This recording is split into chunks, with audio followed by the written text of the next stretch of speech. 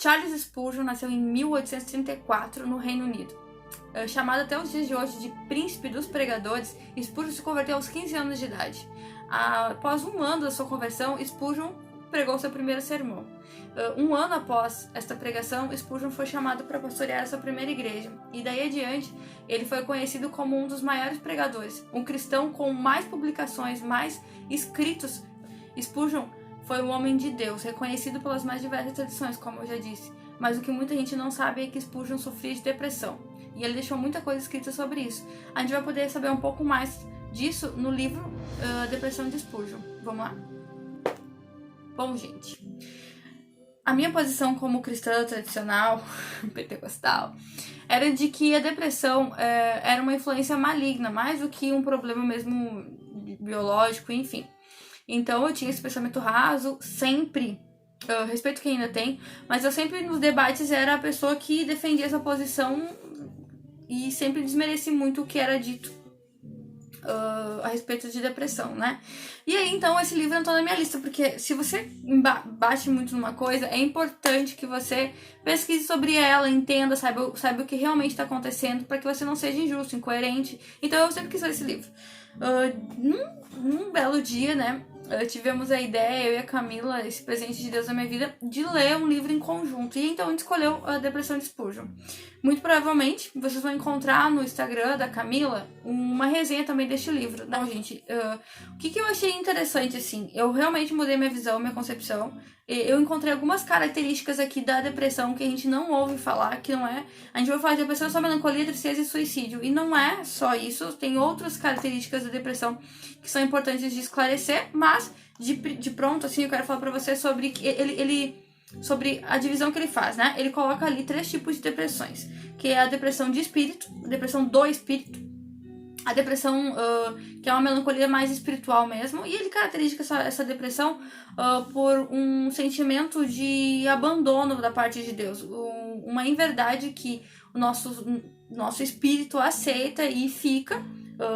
Vocês vão ver, aqui ele usa muitos exemplos de Davi. Eu tô com um espírito triste, o espírito abatido, quem? Então, assim, ele usa muito esses exemplos de Davi para explicar sobre essa depressão espiritual, tá? Existe também a depressão, que é a depressão, assim, que eu acho que é o que menos difícil de diagnosticar, que é a depressão biológica, que ela pode vir desde nascença, ocorrer durante a vida, e que a causa dela geralmente são alguns problemas que a gente tem, umas disfunções no nosso organismo que levam a gente a ficar mais prostrado, a ter mais melancolia, mais tristeza, e enfim. Tem também a depressão por ocasião, uma depressão por algo que ocorreu, algum trauma, algum processo que traumatiza a pessoa de alguma forma, em que ela entra num estágio depressivo, né? Não é como um problema que a pessoa passa, enfrenta, sofre e deixa. Ela sofre de uma maneira exacerbada, né? Uma maneira muito, muito maior do que deveria ser, vamos dizer assim, né? Do nível aceitável. Como se a gente sentisse, como se a depressão fosse um machucado e o depressivo sentisse aquela dor triplicada, né? Então, é quase que irracional. Características aqui importantes sobre isso, tá? E o Zeke deixa aqui muito claro que geralmente quem não sofreu de depressão dificilmente vai entender o processo depressivo, porque o que caracteriza a depressão é um sofrimento exagerado, quase que sem um motivo em si. É algo que acontece sem o controle, onde a gente não consegue voltar tão facilmente ou com facilidade, e que demonstra um exagero mesmo, né? Então acaba que muitas pessoas chamam as pessoas que têm a depressão de alguma maneira, até a depressão crônica, de pessoas extremamente nervosas, extremamente descompensadas, pessoas que são muito dramáticas. Eles sempre, você é muito dramático, você é muito estressado, você é muito preocupado. E realmente é, mas como Spurgeon, como o Zeke mostra Spurgeon falando aqui, a gente mas e aí? O que isso muda? É verdade mesmo. O depressivo geralmente ele tem um exagero, uma ênfase em alguns problemas que os outros não têm. E a depressão por ocasião, eu acho que é o que vai ser de mais comum hoje em dia no mundo. Não sei se a de organismo, a depressão assim, biológica também não, pela nossa alimentação hoje em dia, né? A nossa compensação assim do nosso organismo. Então eu sei o que a gente mais vai ver. Só que a gente tem que entender que a depressão é uma coisa assim que não é tão clara e dividida e que uma pode levar a outra, né? A depressão biológica pode levar a uma depressão espiritual e principalmente a gente precisa entender que o cristão, como cristão, ele reage diferente à depressão. O principal argumento que eu ouço sobre depressão, geralmente, é assim: Deus cura. Tem gente que tá depressivo e eu fui dar ajuda e a pessoa simplesmente não quer. Então chama atenção, não ouve nada do que a gente fala, enfim. E essa questão de Deus curar é o que mais a gente ouve. Mas Deus cura, mas tem Deus, não tem como ficar triste. Mas, bom, Spurgeon vai dar alguns exemplos na Bíblia de pessoas que passaram por uma tristeza exagerada, exacerbada, e que levou até um sentimento de morte. Por exemplo, Elias, né? Então, como é que era esse sentimento? Não é uma questão de uma vontade de se suicidar, mas é aquela vontade assim, ó, pra que eu existo então? Se é dessa maneira, se é pra mim viver assim, longe da tua vontade, enfim, por mais motivos, por que então existir? Por que não então tu não me leva para esse lugar melhor que é estar junto contigo? Né? Seria a posição mais próxima do suicídio dentro de um cristão que tem um relacionamento com Deus. Né? Todo cristão, gente, essa história de cristão perfeito, que a gente vê as pessoas contando a história da Bíblia, se vocês forem ler as histórias na íntegra, elas não foram pessoas perfeitas, não foram santas do início ao fim.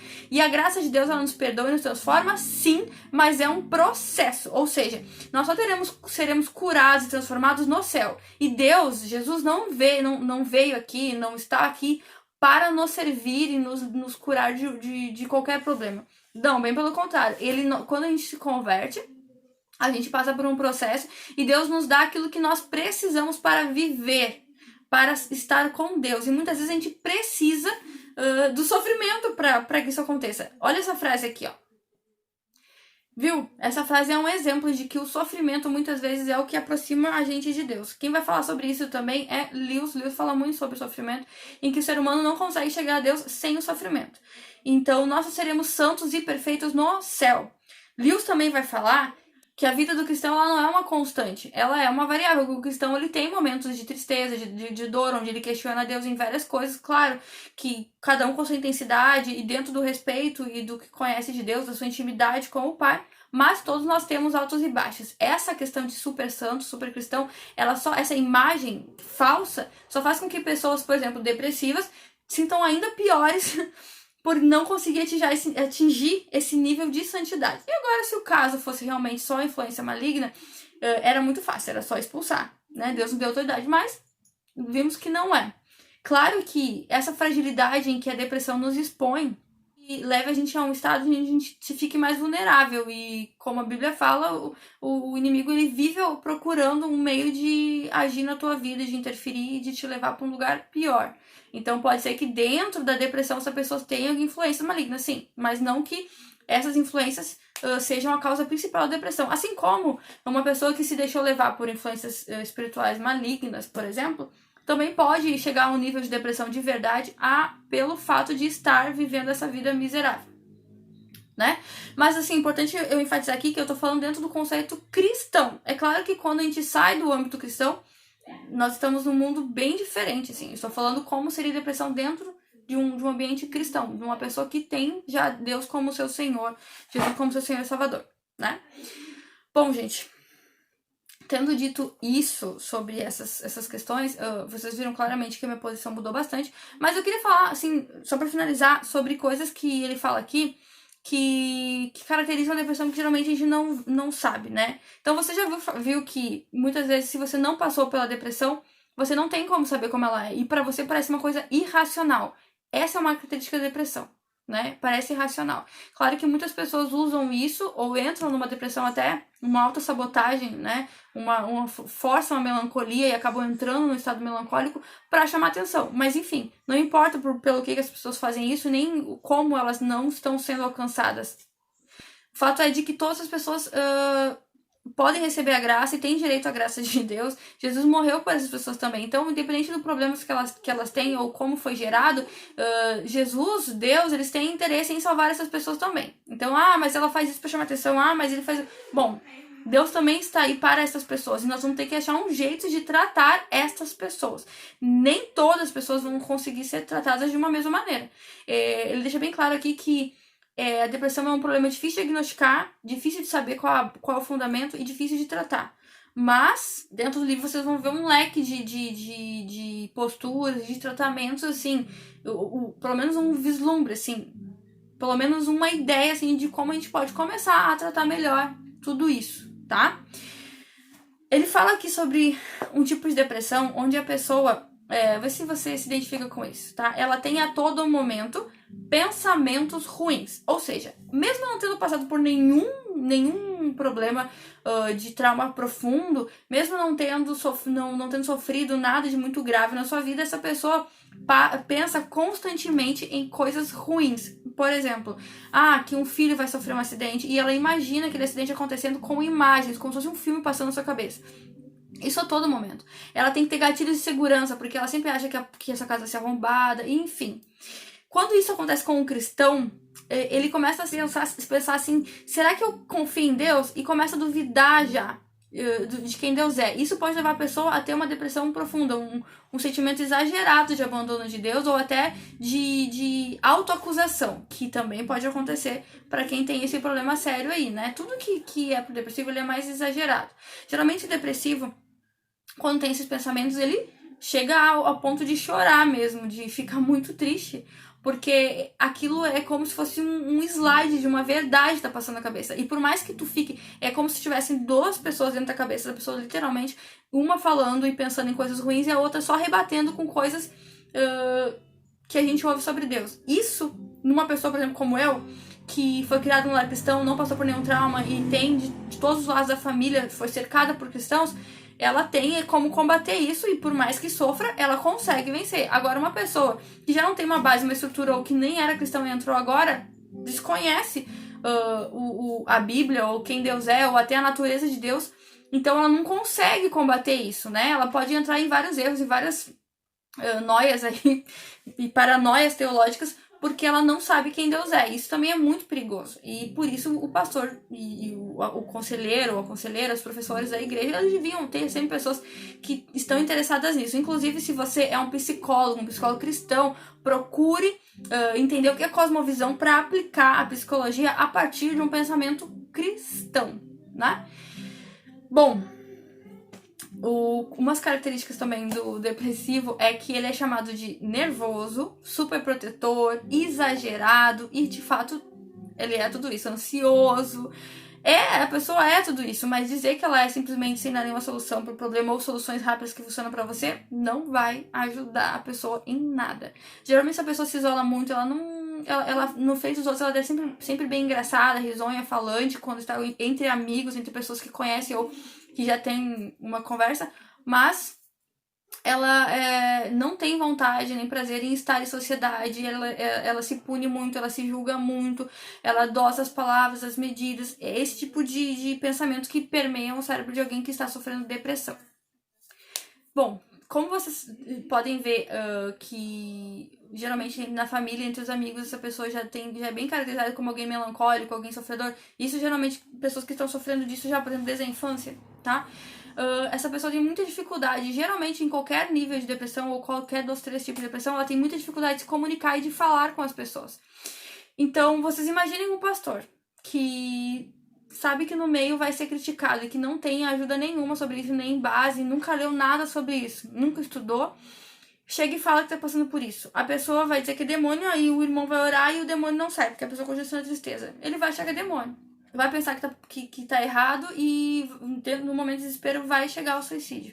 E podia ser evitado. Deus é poderoso também para salvar essas pessoas, né? Então, para sobreviver, tem uma frase que Spurgeon fala aqui que é assim, ó: é Cristo e não a ausência de depressão que faz com que a gente passe por isso, que a gente vença isso. Ou seja, não é o fato de tu não ter depressão, de Deus te curar a depressão que vai fazer tu vencer essa etapa. É o fato de tu ter Cristo para enfrentar essa depressão é que vai fazer com que tu passe por isso de uma forma diferente.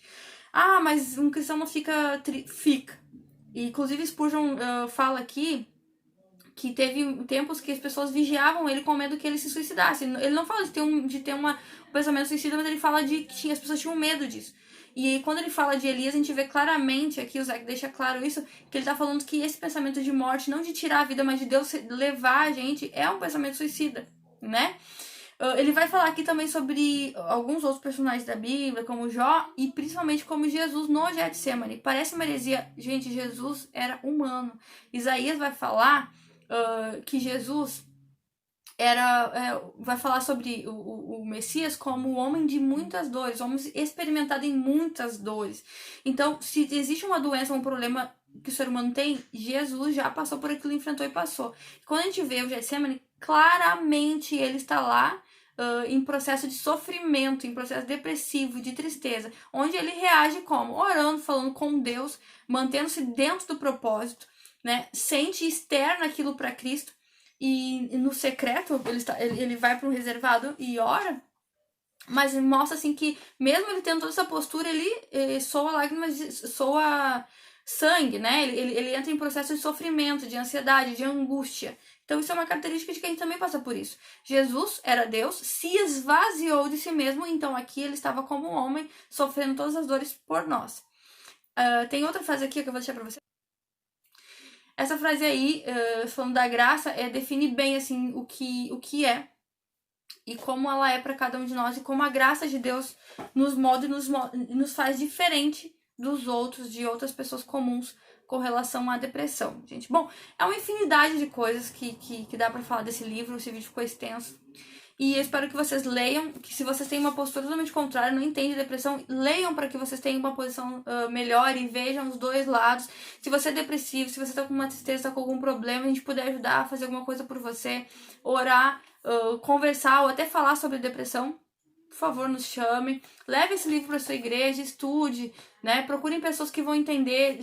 Aqui Spurgeon fala, Deus nunca vai rir de você, ele nunca vai rir do seu problema, ele vai te ouvir com sinceridade, com reciprocidade. Então, é o recado que eu tô deixando pra vocês. Qualquer coisa que vocês precisarem, nós estamos aí